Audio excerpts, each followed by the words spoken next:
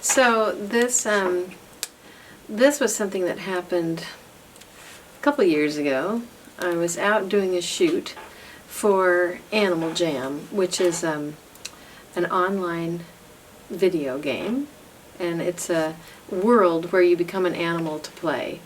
And I am in the daily explorer inside the game. When I started, we had 1 million registered players. Now it's up to 180 million registered players. So it's a really popular game. It's like Club Penguin.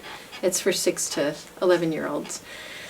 And I have an aquarium inside the game where I can show videos and answer questions about kids' questions about the ocean and the animals. And I was out there doing a shoot on the bay, but I also work on ocean sunfish. It's my primary study animal. And so I'm always keeping my eyes open for the sunfish. And so I'm there with my cameraman, and I have all my expensive lavalier mic and my whole mic system. And this subadult California sea lion, he's huge. He comes up to the Zodiac, and he looks up, and he pulls his head up, and he has this huge sunfish in his mouth. And I'm like, but this is what happens to the sunfish that come into Monterey Bay. It's usually the young of the year, and the sunfish rip the fins off.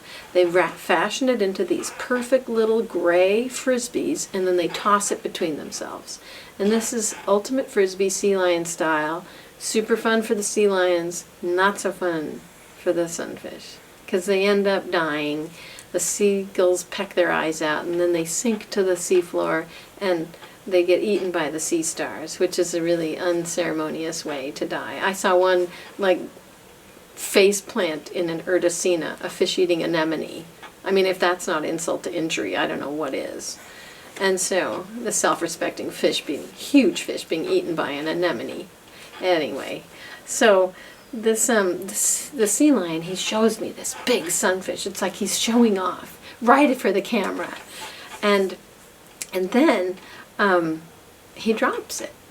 And at the time, I needed fresh eyeballs, because I was looking at the opsin genes in the sunfish eyes, and I needed fresh eyes. And the sea lions were my perfect henchmen. I didn't want to have to kill a sunfish to get its eyeballs. I'd let the sea lions do my dirty work.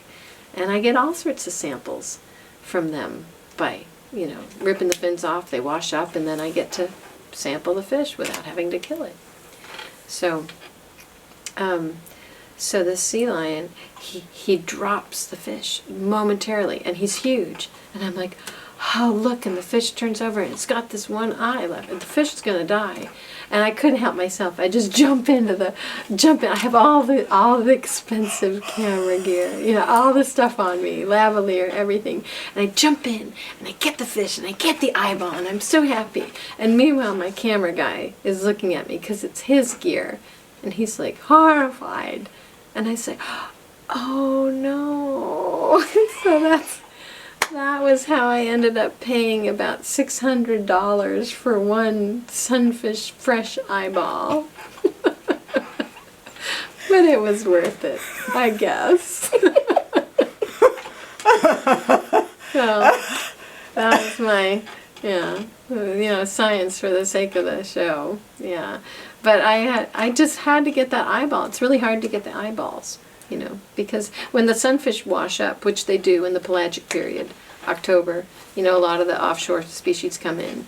They'll wash up after the sea lions have ripped their fins off.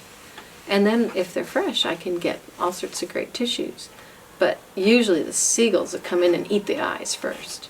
So you have to be there right when they wash up.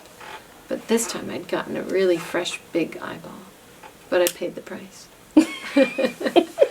So that's my story.